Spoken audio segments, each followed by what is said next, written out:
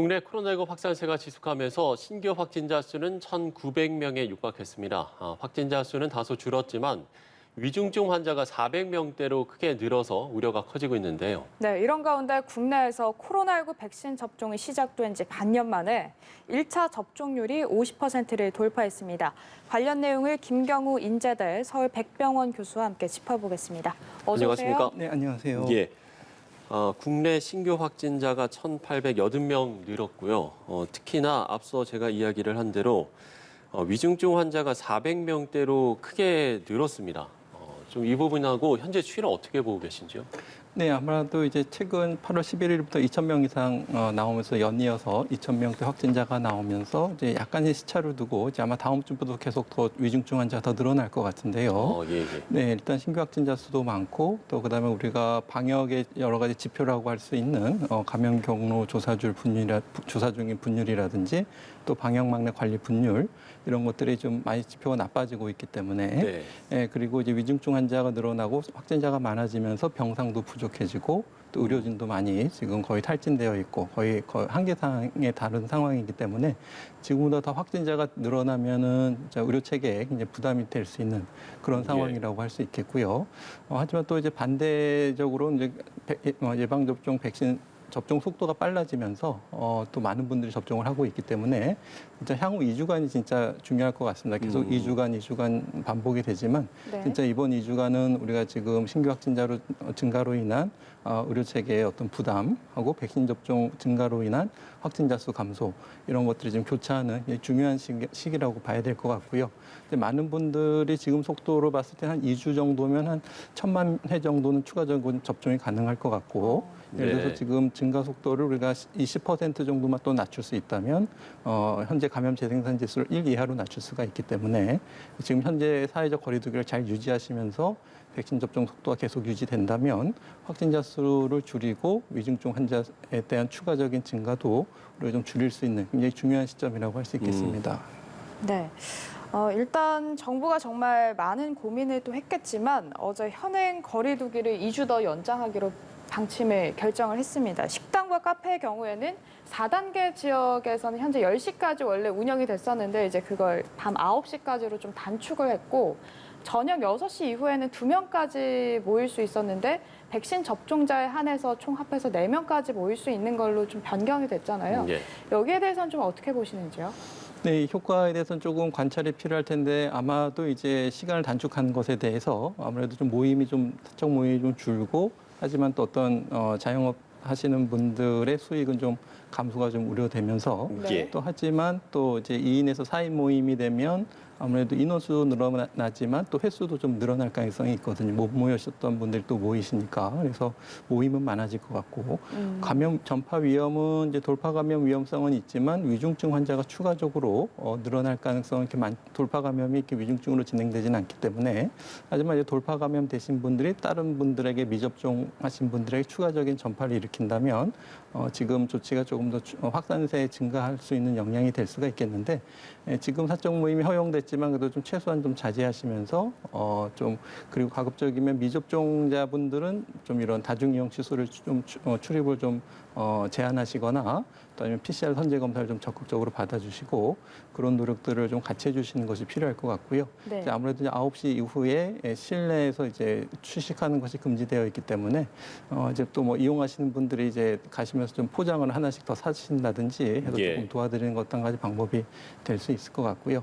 아마도 지금의 효과를 좀 이제 지켜봐야 될 것 같은데 또 뭐 식당에서만 4인이 되고 집에서 4인이 모이는 건 안 되냐 뭐 이런 지적도 있기 때문에 아마 또 한 2주 정도 해보고 또 좀 추가적인 수정 조치들이 나와서 좀 합리적인 방안으로 도출될 수 있을 것으로 기대해 볼 수 있을 것 같습니다. 예. 국민의 참여가 무엇보다 중요할 텐데 아무래도 이 코로나19 상황이 너무 길어지다 보니까 국민의 피로도가 증가했기 때문에 지금의 이 거리두기 강화가 이런 효과가 좀 미진하다 이런 좀 지적도 있거든요. 이 부분은 어떻게 보세요?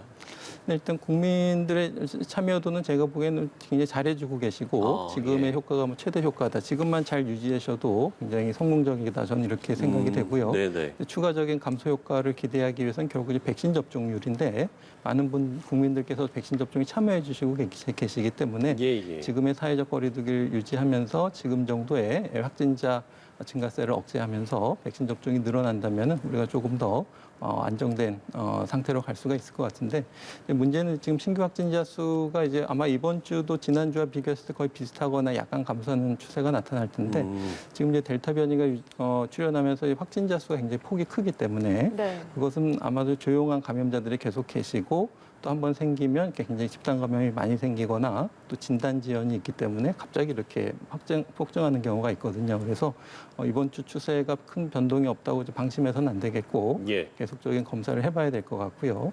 또 지금 하고 있는 고위험 노출이 많으신 분들은 PCR 선제 검사 같은 것들이 필요할 것 같고 또 이제 고령의 어르신들은 이제 대부분 예방 접종을 하셨는데 아직도 이제 요양병원에서 이제 집단 감염이 생기게 되면 일부는 위중증 환자분들이 많이 생기실 수가 있기 때문에 이런 위험 시설에 대해서는 보다 좀 적극적인 방역 조치가 좀 필요할 것 같습니다. 네.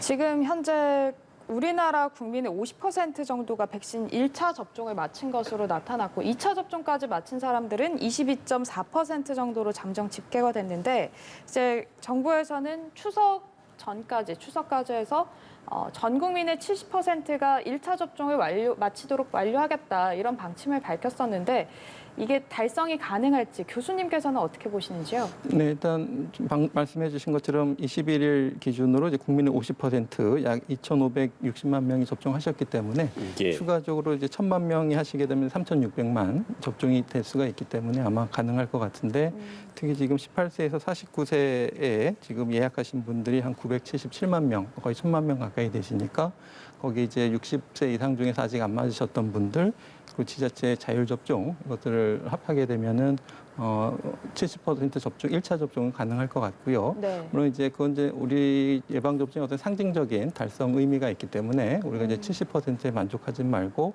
추가적으로 계속 좀 접종을 원하시는 분들께 접종을 계속 확보하고 또 고위험군에 대해서는 이제 추가 접종이나 또 방역 조치 강화를 통해서 더 위중증이나 사망을 줄이는 이런 백신 접종 전략도 같이 병행돼야 될 것으로 생각이 듭니다.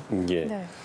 최근에 20대 확진자 중에서 2명이 사망을 했습니다. 두 사람 모두 기저질환이 있었다고 하는데 우리가 이제 흔히 알려지기로는 이제 젊은 층의 치명률이 좀 낮은 걸로 그렇게 알고 있지 않습니까? 20대 같은 경우도 0.02%, 네, 상당히 낮은 수준인데 글쎄요, 이게 어떤 좀 기저질환이 영향을 미쳤다라고 봐야 되겠습니까? 어떻게 봐야 되겠습니까? 네, 그럴 것 같고 구체적인 기저질환은 알려져 있지는 않은데요. 네. 이제 해외 사례나 국내 사례를 보게 되면 말씀하신 것처럼 기저질환, 여러 가지 기저질환, 그러니까 뭐 천식이라든지 폐질환이 있거나 콩팥이나 간이 안 좋다든지 이런 분들은 20대라고 하더라도 위중증으로 진행될 가능성이 많겠고요.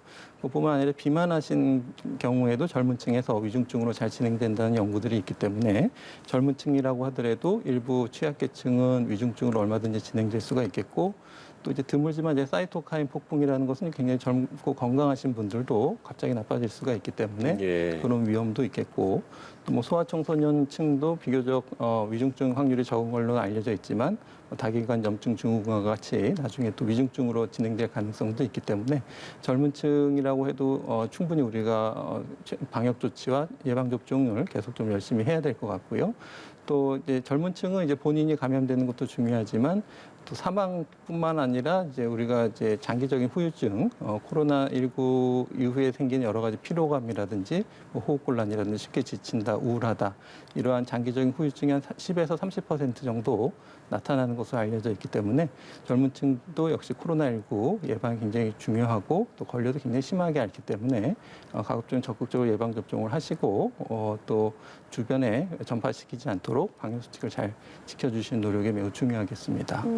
교수님께서 초반에 최근에 위중증 환자가 늘어나고 있다라고 말씀을 해주셨는데 그게 이제 1차 접종까지 하지 않은 비접종자에게서 나타나는 현상인가요? 그렇습니다. 대부분 확률적으로는 미접종자에게서 위중증으로 더 많이 발생을 하고 예. 1차 접종하신 분들 같은 경우에는 이제 초기에 델타 변이가 나오기 전에는 거의 80% 이상 예방 효과와 위중증 예방 효과가 90%가 있었는데 델타 변이 바이러스에 대해서는 1차 접종의 효과가 좀 떨어지고 그래도 일단 한 번이라도 맞으신 분들은 확률적으로 위중증으로 진행될 가능성이 매우 적기 때문에 물론 이제 접종 완료를 하시게 되면 위중증 예방 효과는 더 커지기 때문에 적극적으로 접종을 완료하시는 것이 매우 중요하겠습니다. 네. 그리고 지금 하루 확진자가 평균적으로 2,000명 안팎을 왔다 갔다 하고 있는데 이제 정부에서는 하루 2,500명 이상의 환자가 계속해서 발생하게 된다면 의료 대응에도 좀 어려움이 생길 수 있다 이렇게 이야기를 했거든요. 지금 현재 뭐 교수님께서도 짚어주셨지만 의료진들의 피로감도 있고 지금 현재 생활치료센터 가동률도 상당히 높은 편이어서 네. 지금 상황에서 뭐 어떤 보완책이나 대책이 있다면 어떤 게 있는지 한번 짚어주시죠. 네, 맞습니다. 의료진의 어떤 피로도나 탈진 같은 경우에는 이제 뭐 공공이나 민간 할 것 없이 다 이제 한계 상황에 다다랐고요. 이제 보건소 분들을 대상으로 한 설문조사에서는 확실히 코로나19 관련해서 불안이나 우울감이 높아졌고 네. 이로 인해서 뭐 정신적인 건강, 신체적인 건강이 많이 나빠졌다고 호소하고 예. 실제로 이제 수면 장애라든가 우울증으로 진료받는 분들이 많거든요. 그리고 민간 의료기관에서도 이제 보건의료 노조를 통해서 나왔듯이 굉장히 한계상 또 환자가 나빠지는 거 보는 것 자체도 큰 스트레스와 업무 부담이 될 수가 있겠고요. 그래서 네. 모두 굉장히 힘든 상태인데 이제 결국은 이제 업무 부담을 줄이기 위해서는 인원을 늘리거나 결국 이제 신규 확진자 수를 줄여야 되는데 바로 이제 해결되긴 좀 어려울 수 있는 부분이 있고 이게 과중한 스트레스를 느끼시는 분들 중에 일부는 이제 원인이 뭐 여러 가지 좀 업무 과다도 있지만 뭐 민원 같은 것들도 스트레스가 될 수가 있고 예, 예. 그리고 적극적으로 덜어드릴 수 있는 부담은 적극적으로 좀 지원해주고 덜어드리는 것이 필요할 것 같고 네. 그 중에서도 좀 심하게 좀 문제가 있으신 분들을 빨리 찾아내서 적극적으로 업무 전환시키고 뭐 필요한 경우에 정신과 전문의의 치료를 받도록 해줘야 되는데 어떤 우울증이나 이런 것들이 심하게 되면은 뭐 대인 관계라든지 업무 능력이 떨어지거든요. 그렇기 때문에 우리가 좀 주변에 보셔서 갑자기 좀 업무 능력이 떨어지고 그렇다고 그러면 우울증을 의심해서 적극적으로 진료를 받으실 수 있도록 하는 예, 예. 그런 배려들도 좀 같이 필요할 것 같습니다. 네. 네. 의료진들의 상황도 짚어봤고요. 저희가 백신 얘기를 해보겠습니다. 루마니아 정부가 모더나 백신 45만 회분을 우리나라에 기부하기로 했고 우리 정부도 그야말로 백신 공급을 위해서 다양한 방법들을 강구하고 있는데 무엇보다 국내 백신 개발이 좀 관건이 될 것 같습니다. 지금 백신 개발 어디까지 왔습니까?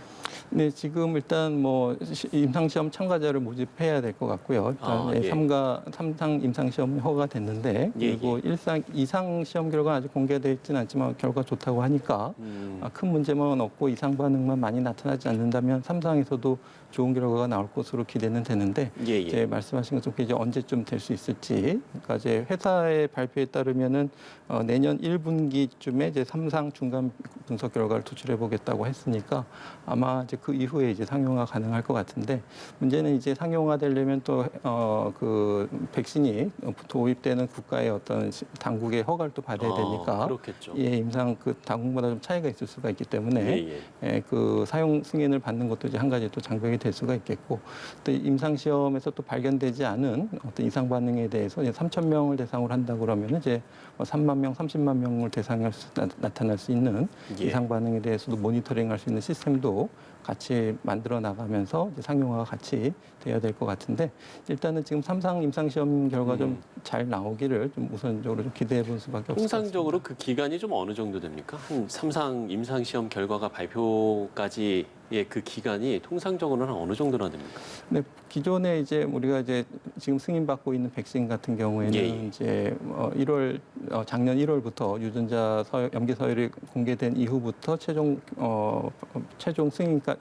그 3상 임상시험 분석까지 한 10개월, 11개월밖에 걸리지 않았거든요. 예, 그렇기 예. 때문에 물론 이제 지금은 이제 어느 정도 일상이 끝나고 3상에 들어가는 단계이기 때문에 우리가 조금 회사에서 밝힌 것처럼 내년 1분기 이전에 좀 임상시험 참가자만 빨리 모집이 된다면 큰 문제만 없다면 아마 회사 계획대로 이루어질 수 있을 것으로 기대해 볼 수 있을 것 같습니다. 이 코로나 상황이 상당히 길어지다 보니까 우리나라도 그렇고 전 세계적으로 위드 코로나에 대해서 생각을 안 할 수 없는 상황이거든요. 그래서 많은 나라들이 이 코로나와의 공존을 좀 여기에 대해서 생각을 하고 있는데 교수님께서는 이 위드 코로나에 대해서 어떻게 생각하세요?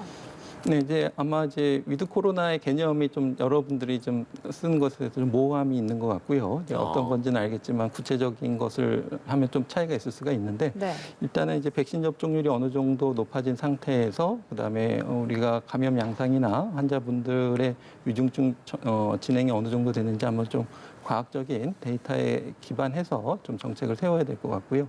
우리가 물론 미리 좀 로드맵을 보여드리면 좋겠지만 여러 가지 상황이 변수가 있기 때문에 구체적인 것을 지금 바로 제시할 수는 없겠지만 우리가 이미 작년부터 생활 방역이라 그래서 이제 방역과 생활의 일상생활을 좋아하는 노력들은 계속 이어져 오고 있기 때문에 혹시 위드 코로나 역시 우리가 이제 코로나를 방역을 같이 최소한의 방역을 유지하면서 우리가 일상으로 복귀할 수 있는 그런 전략들이 될 텐데 일단 아직 알려지지 않은 변수라고 하게 되면 아무래도 돌파 감염이 이제 어느 정도 위중증이 될 것인가.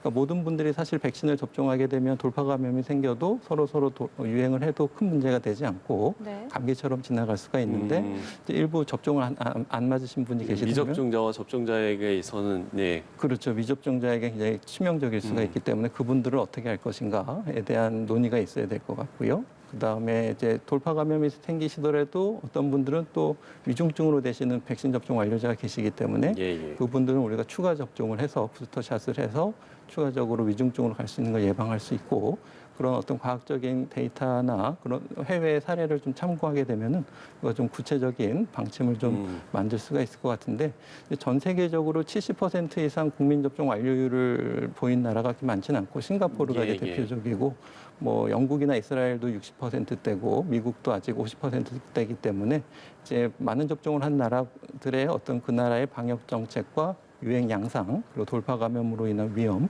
이런 분석을 하면서 우리가 지금 기존에 해왔던 생활 방역 1단계, 뭐 사회적 거리두기 1단계 정도의 조치를 하면서 계속 변형해 나가는 방침이라든지 또 아니면 미접종자가 아직 좀 어느 정도 있는 상태에서는 이제 뭐 프랑스 같은 나라에서 하는 것 같은 어떤 그린 패스, 그러니까 예방 접종 완료자만 다중이용 시설을 이용할 수 있게 한다든지 그런 과도기 경과를 좀 지나면서 많은 접종자가 많아질 때 보다 좀 일상적으로 회복을 조금 더 넓게 확대할 수 있는 그런 전략들이 단계적으로 이루어질 수 있을 것 같습니다. 예, 네. 알겠습니다. 자, 국내 코로나19 상황 김경우 인제대 서울백병원 교수와 함께 짚어봤습니다. 오늘 말씀 고맙습니다. 고맙습니다. 네, 감사합니다.